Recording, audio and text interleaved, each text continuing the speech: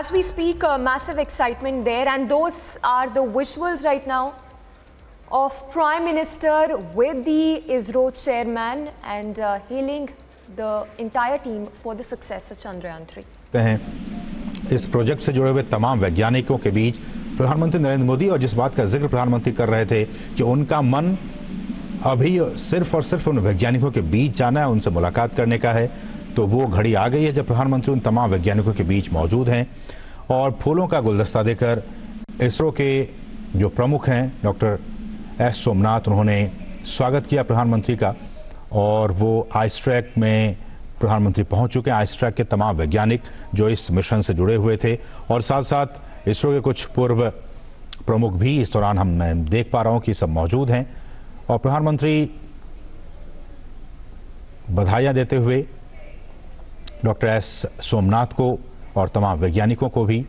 ये एक बहुत बड़ी उपलब्धि है। आप समझ सकते हैं कि भारत ने वो कर दिखाया है जो पूरी दुनिया चाह रही थी, बड़े बड़े देश चाह रहे थे। और इस मिशन की सफलता से कुछ दिन पहले ही रूस की तरफ से भी उसी जगह पे साउथ पोल पे भी लूना 25 मिशन भेजा गया था, लेकिन वो कामयाब नहीं हो पाया। लेकिन भारत ने बहुत ही कम लागत में एक निश्चित समय अवधि में इस मिशन को कामयाब करके दिखाया है।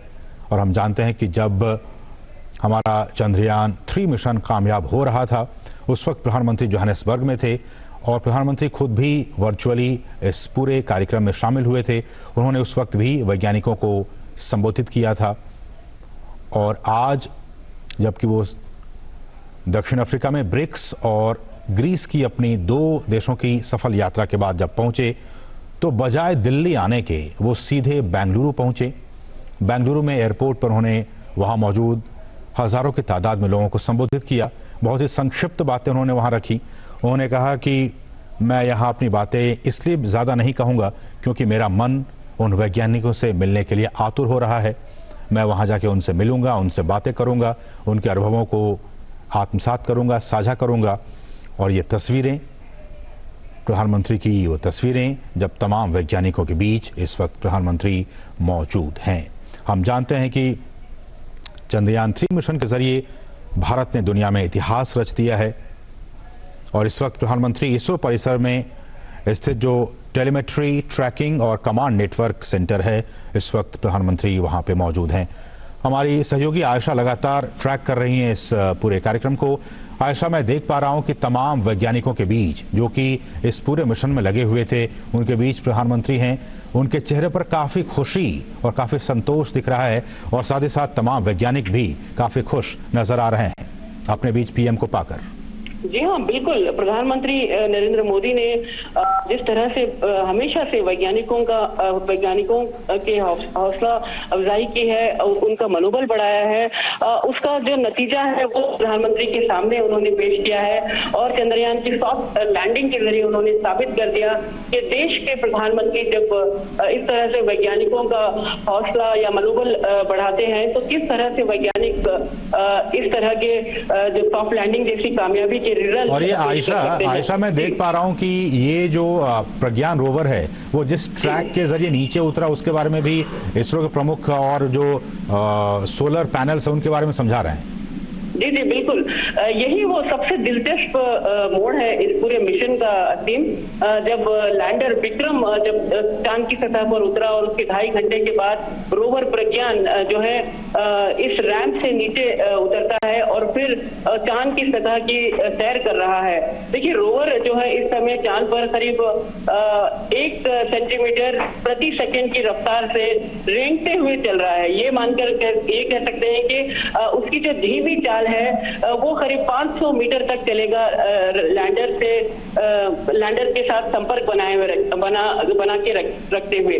और खास बात ये भी है कि रोवर अब कुछ ही दूरी पर जाने के बाद वो लैंडर की तस्वीरें भी खींचेगा। देखिए, लैंडर की तस्वीर खींचने के लिए रोवर को आगे बढ़ना होगा, और रोवर में जो पेलोड लगे हैं, ये तमाम पेलोड जो है विशेष एक्सपेरिमेंट भी तय करेंगे, जिसके जरिए लूनर सरफेस और चांद पर जो भूकंप जैसी एक्टिविटीज है, सिस्मिक एक्टिविटीज कहलाती हैं, ये तमाम चीजें क्यों होती है, चांद के जो रहस्य हैं और जो चांद पर जो सॉइल है, जो मिट्टी है, इसका कॉम्पोजिशन क्या है, ये तमाम चीजें रोवर प्रज्ञान में लगे पेलोड्स के जरिए पता लगेंगी। और जितने भी गहरे रहस्य हैं चांद पर, रोवर और विक्रम लैंडर मिलकर इस रहस्य से पर्दा उठाएंगे। और भारत के जो वैज्ञानिक हैं, इसरो के वैज्ञानिक इस पूरे डेटा को एनालाइज करेंगे कि पूरे 14 दिन की ये स्टडी है, और 14 दिन के बाद चांद पर जो है एक दिन खत्म हो जाता है। धरती पर 14 दिन तो चांद का एक दिन होता है, तो 14 दिन तक वैज्ञानिक लगातार इस मिशन में डेटा जुटाते रहेंगे, एनालाइज करते रहेंगे। तो ये इस समय इसरो के वैज्ञानिक यही दिलचस्प हिस्सा जो इस मिशन का है, रैंप से कैसे प्रज्ञान को उतारा गया, कैसे प्रज्ञान तस्वीरें खींचकर भेजता रहा, और लैंडर विक्रम जो है उतरते ही चांद की सतह पर उतरते ही पहली तस्वीरें भेजा था, जहां से वो जिस जगह पर वो उतरा था उसकी पहली तस्वीरें भेजा। खास बात ये भी है असीम कि विक्रम का नाम जो है इसरो के संस्थापक डॉक्टर विक्रम साराभाई के नाम पर रखा गया है। और आज डॉक्टर विक्रम साराभाई ने जो सपना देखा था भारत को स्पेस क्षेत्र में एक माइलस्टोन, एक ऊंचाई पर पहुंचाने की, वो इसरो के वैज्ञानिक आज इसे सफलतापूर्वक कर दिखा रहे हैं। और रही बात G20 की, जैसे कि हम बात कर रहे थे, प्रधानमंत्री नरेंद्र मोदी ने भारत की अध्यक्षता में G20 का जो मोटो है वसुधैव कुटुंबकम, उसको अंग्रेजी में अगर हम ट्रांसलेट करें तो वन अर्थ वन फैमिली, और इसके साथ वन स्पेस भी जोड़ दिया है, यानी एक धरती, एक कुटुंब और एक स्पेस क्षेत्र, एक अंतरिक्ष, यानी अंतरिक्ष भी वो क्षेत्र अब इस पूरे मोटो के साथ जुड़ गया है। क्योंकि अंतरिक्ष टेक्नोलॉजी मानवता की उन्नति के लिए, विकास के लिए, हर देश के विकास के लिए, न केवल भारत बल्कि जो दूसरे देश है वो भी चाहते हैं कि अंतरिक्ष की टेक्नोलॉजी जो है उसका इस्तेमाल कर सके। देखिए, प्रधानमंत्री नरेंद्र मोदी पिछले कुछ सालों में जिस तरह से नेविगेशन सैटेलाइट पर नजर बनाए रखी, जिस तरह से भारत ने डिजास्टर मैनेजमेंट पर एक मजबूती, एक पकड़ हासिल की है, जिसके जरिए जितने भी बड़े तूफान हो, जितने भी बड़े साइक्लोन आते हो, ये सैटेलाइट के डेटा के जरिए पहले अलर्ट घोषित होता है और इसमें कम से कम जानमाल का नुकसान हो रहा है।